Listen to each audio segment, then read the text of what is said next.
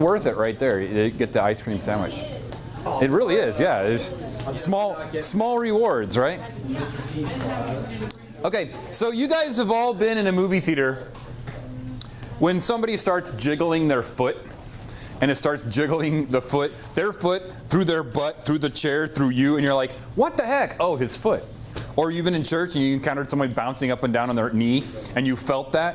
Yes. Yeah, what you're feeling is called mechanical resonance, and it happens when molecules vibrate, and they vibrate at a resonant frequency that is basically unique to their structure.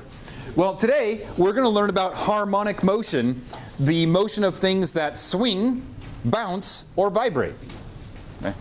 So you've all seen this you've all seen this silly thing on the internet where, like, here, just you can put a thing up to your nose and let it go. Well, I have a pendulum over here in the form of a softball connected to the ceiling. Does anyone want to try the whole thing? I knew you would. Okay, so so go back here, put your back to the. Yeah, just don't lean in. Let's see. We're pretty close. So you can basically go up to that point right there. Just don't lean forward. And then it swings, and hopefully it doesn't bash him in the face. This one actually has a lot of friction for its weight because it's not a bowling ball, it's a softball. Because I don't have the ability to put a bowling ball on the ceiling, but I do have a softball. There you go. Okay, thank you. So, man. Watch out! Oh, just kidding. So that's a pendulum. You've all seen the internet thing where they're like, the hilarious one about this is she releases it and immediately steps forward. So like, that's where her nose was, and now it's right there, bonk. Ah, got you in the mouth. So anyway, so harmonic motion, periodic motion, they mean the same thing. Okay, so periodic motion is something that occurs at a regular, periodic is something that occurs at a regular interval. Periodic motion is something that occurs with a pattern. So we're talking about things that bounce, like a spring, or swing, like a pendulum, or vibrate, like your neighbor at the Star Wars premiere, where he's bouncing up and down because he's so excited. Last night, by the way. Oh, it did? Yeah. Thanks, I didn't know. Well, not really. That's rude. You're rude. Well, I was rude. There's this... I'm rubber, you're glue. Whatever you say bounces off to me and sticks to you. There's these things in children's museums. Yeah. There's these things in the children's museums called Foucault pendulums, and this is how many letters French needs to say Foucault. Basically, you might have seen these things before. They're these gigantic, usually steel balls, and they have a little pin on the end, and they go up really high, sometimes 3 or 4 stories, and they swing back and forth. And because they have tons and tons of inertia, as the Earth spins under them, they knock over these little pins. And they can be used to tell time. Usually there's 360 pins for 360 degrees. And 24 divided by 360 will tell you, or 12 divided by 360 will tell you how many pins is each minute. I don't know what that is. I think it's like 3 or 6 minutes. But every time it knocks one over, you can tell time. And there's a pretty cool one at OMSI up in Portland, Oregon. If you ever find yourself in Portland, go to OMSI. It's really neat. I'm also told there's one at the Leeds Children's Museum up north. So that's what it is, a Foucault pendulum. It just swings back and forth. There's usually a little motor on top to keep it overcoming friction. And it spins, and it basically knocks over all the pins every 12 hours, which is pretty slick. This is a kinetic sculpture my brother bought me years and years ago, and it is a pendulum, and it swings back and forth, and it also has a tiny motor, no moving parts, which is a little 9-volt battery with a little magnetic motor that keeps it going back and forth because it has to overcome friction, because otherwise it would stop. This has been going since before I stopped it. It's been going for the last 2.5 days, just back and forth, back and forth. Yeah, oh, you stopped it earlier? Okay. Before you stopped it had been going for 2 days. It's so fun. Yes, it's a lot of fun. Harmonic motion or periodic motion is motion with a restoring force that varies with its distance from equilibrium. Okay? So when a pendulum is just hanging straight down, like this one is, it's at equilibrium. When a spring is not bouncing, it's at equilibrium. And harmonic motion occurs when you have something pulling it back when it's displaced from equilibrium. when a spring is pulled down, it is the restoring force given by Hooke's law that causes it to come back to equilibrium. Okay? So equilibrium for this spring is right about here. When I pull it down below equilibrium, it's the restoring force given by Hooke's law, F equals negative kx, that gives us our restoring force. When I bring it above equilibrium, what's going to try to pull it back to equilibrium? Yeah, weight from gravity. Okay, so anything that is pulled back towards the equilibrium position, proportional to how far it's from equilibrium, that is harmonic motion. My pendulum, when I swing it back and forth, it's a gravity, it's a component of its gravity that brings it back towards the equilibrium position. Same with the pendulum here. Okay, so that's harmonic motion. Equilibrium position is, of course, where all the forces balance out. At equilibrium position, just like with a projectile, and this unit has a lot in common with projectiles. Okay, so just like a projectile, at equilibrium, forces have been canceled out. There is no net force. And just like with a projectile, when you have no net force, you have no what? No acceleration, exactly. At no net force, you have no acceleration. So at the equilibrium position of any harmonic motion device, what is the acceleration? 0. We will also find velocity to be maximum, but at equilibrium position, when the pendulum is hanging straight down, when the spring is right in the middle, then you have no net force, so you have no acceleration. We'll also find out the velocity is maximum. Okay. Once again, restoring force is in newtons. The period is a time of one path. And we're going to use this idea about period for the rest of mechanics. The rest of mechanics, by the way, we'll be finishing mechanics in February. The rest of mechanics is this harmonic motion, and then torque, and circular motion, and then rotational motion. So, yeah. You're like, do we ever use radians? Yes, we use radians at the very, very end. Yeah. So we're going to use this idea about period. Period is a time for one path. Now, for a pendulum, it's back and forth. So if you had a pendulum hanging down, and it got up here, it's all the way there, all the way back, until it starts repeating again. Okay. If you measured it from the middle, it would be there, back, and there again. Okay. So it's one complete path until it restarts. That's one period. One there and back. For a spring, it's one up or down, one up and down until it repeats. Here's my pendulum right here. Okay, so I'm going to start it over here. You tell me when it's completed one period. Right there, yeah. So we started right here. It's completed one period when it's about to repeat itself. Okay, so with my spring, I'm going to bring my spring down here. You tell me when it's completed one period.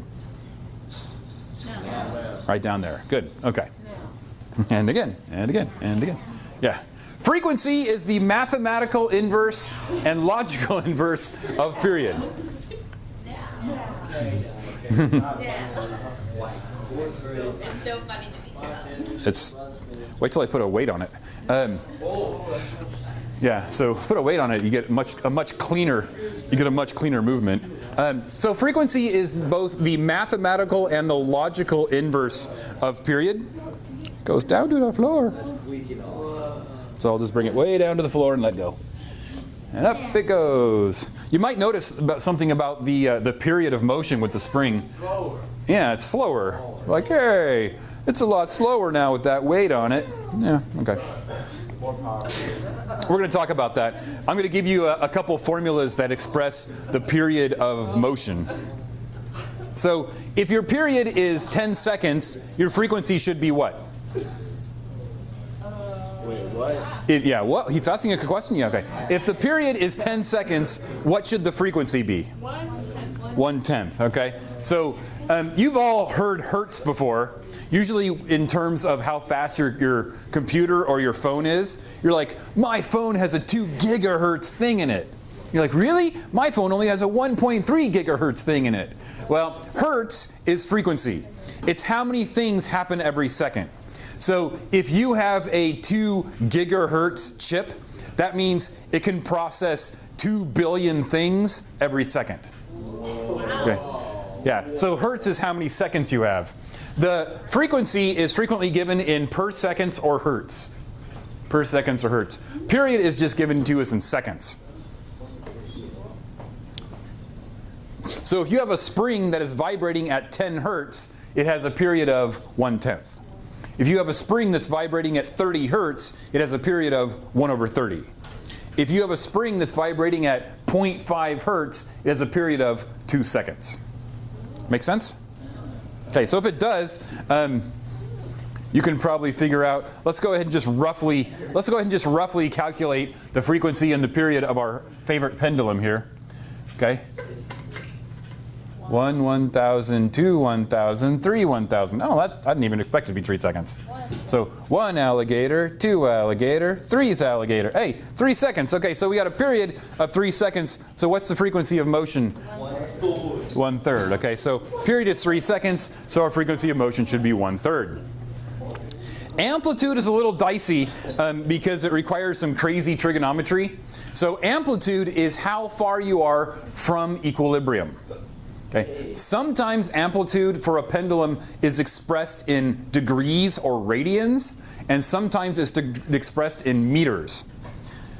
Oy. I'm not going to actually ask you to calculate amplitude because, frankly, it's annoying.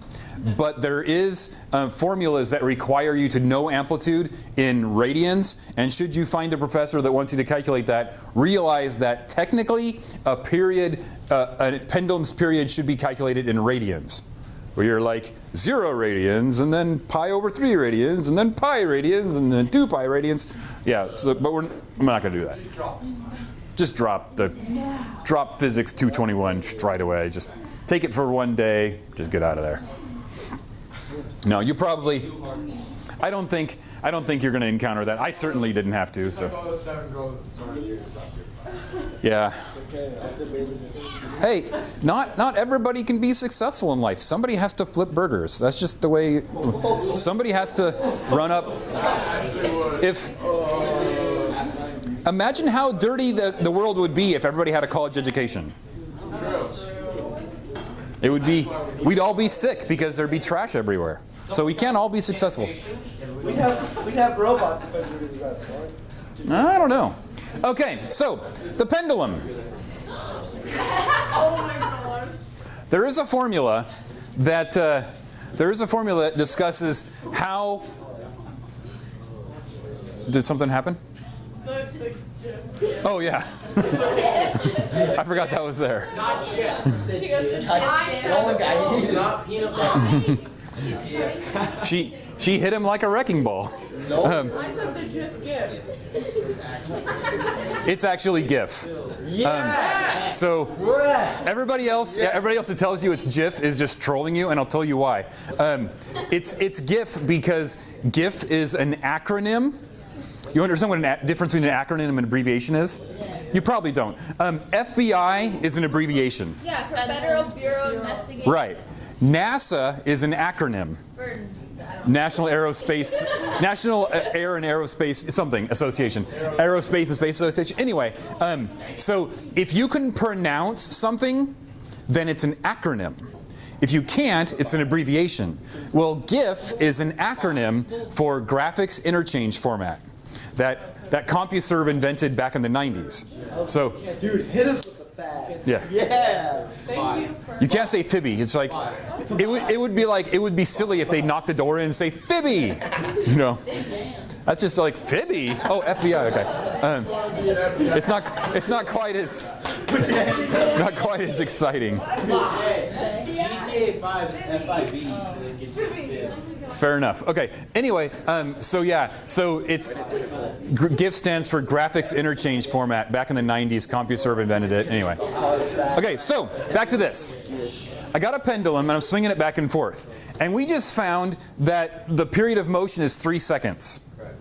All right. Now watch what happens if I just grab it right at its period or at its equilibrium point. It keeps going. Yeah, it keeps going. But look what happens to the period. shorter. Yeah. 1/1000, 2, oh wow, 2 seconds. Okay. So if, and I can just let it go again, then we're back to the 3-second period. So what can we say affects the period of motion of a pendulum? The length. Okay. So the length affects the period of motion. Also, what's causing it to return back to its equilibrium point? Gravity. So if we were on the moon, it would be going a lot slower because gravity would be accelerating it a lot less. So gravity and length affect the period of a pendulum. So far so good? Now I'm going to double its mass. And assuming the mass doesn't fall off, I usually use a ruler or a pliers. We'll see if we can do it without the mass falling off. 1/1000, 2/1000, 3/1000. Did doubling the mass change the period? 1/1000, 2/1000, 3/1000. Oh. So yeah, doubling the mass did not change the period of motion. The crazy thing is that the wrestlers who are going to have to watch this on YouTube, they're like, how come Mr. Byers isn't in the shot? And he's like way over there the whole time. I should have put the pendulum like right here, I guess, but anyway, old habits die hard. Okay, so the formula is 2 pi. That's again for the radians. 2 pi is 1 all the way around. So 2 pi the radical L over G. What affects the period of a pendulum is length and gravity. More length, longer period. More gravity, shorter period. I don't even know if there's anything for me to attach the pendulum to over here. Maybe the ceiling way up there. Oh yeah, this is probably steel. Oh, but then it would be really low. Oh. Next time. If there's more gravity, the denominator is larger. So when you have a larger denominator, the number it represents gets smaller. So more gravity means a smaller period or a faster period. So if we took our pendulums to the moon, where gravity is only 1/6 of our normal gravity, it's going to be a lot slower. If we took our pendulums to Jupiter, where gravity is 26 times, I think, a lot bigger, or it's either 26 or 2.6. We'll go with 2.6 more, then it would be a lot faster pendulum. I like the acceleration. Okay, now with a pendulum, at its highest point, its acceleration is maximum. In fact, if a pendulum gets to 90 degrees, or pi over 2 radians, if it gets to 90 degrees, then its acceleration is actually g. Okay, if it doesn't get to 90 degrees, then we just say acceleration is maximum, and velocity is 0. As it passes its equilibrium point, the pendulum has no more acceleration because at equilibrium the net force is 0. Remember, equilibrium means no net force. It doesn't mean no force, it means no net force. At equilibrium down here, gravity's still pulling down, but it's exactly equaled by the tension up. Okay. So it doesn't mean no force at all, but it does mean no net force, where the tension in the pendulum is the same as the gravity pulling down. And when that happens, no net force, no acceleration. Yeah, okay. Now the entire time the pendulum is falling, it's accelerating. Accelerating, accelerating, accelerating, accelerating. It's kind of like an upside down parabola, or an upside down projectile. The entire time that the pendulum is falling, gravity is causing it to accelerate. The moment it gets to the bottom, gravity can't accelerate anymore, but it does still feel the changes of those accelerations the entire time. So at the bottom, we have maximum velocity. Okay. So, and it should be able to make sense. Let's see if I can. I'll see if I can move this. No, that's just too much. You're just gonna have to take my word for it, and people, the wrestlers, will just have to watch. So, you should notice that it's slowest there and fastest at the bottom. Okay. So fastest at the bottom, where the pendulum is at equilibrium.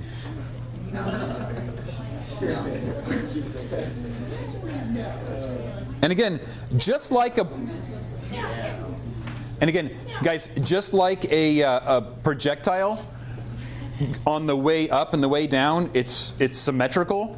So as the pendulum passes its equilibrium point and starts heading back up, gravity is doing the same slowing that it did the speeding here. The same gravity that sped it up on the way down is going to slow it down on the way back up until it once again gets to maximum amplitude. When it gets to maximum amplitude, we're back to very high acceleration and no velocity. Question? Have you seen those videos where the guys get swinging and they push them and they go around and around? Is that considered a pendulum? Mm-hmm. Okay. Yeah. How do they get going that fast? You have inputs of energy. We'll talk about mechanical resonance soon. All right, so there's our pendulum. The spring.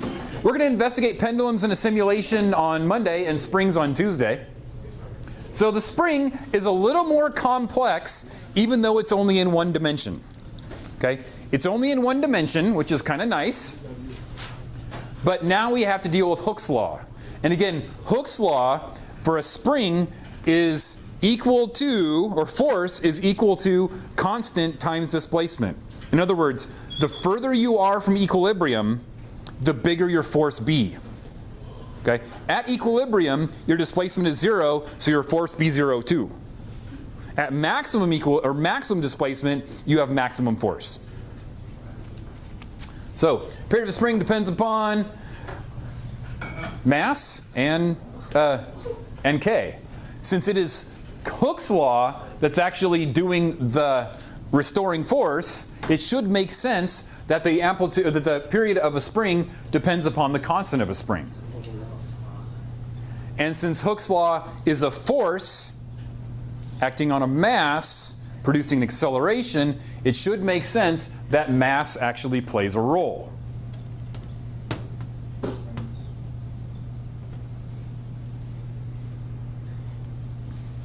So I just have the slinky up there because slinkies are fun.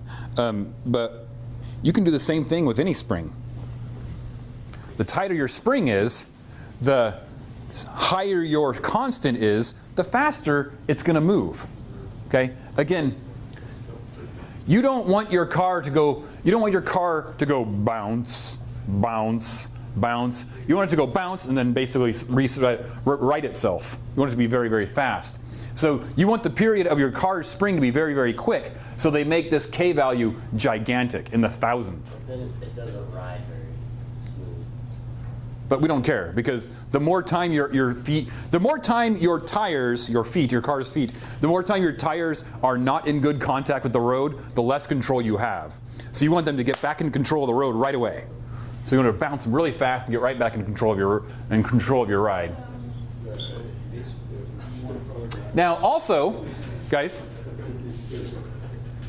your mass plays a role. Now I have a 100-gram mass on the spring right now. So this is the period when the spring is doing its 100-gram mass. So let's go, yeah, now.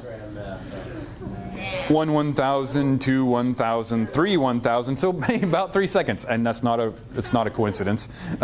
Now let's see what it is without the mass. So we're going to reduce the mass, where all we have is the mass of the spring. 1 1,000, 2 1,000, about 2 seconds. Whee!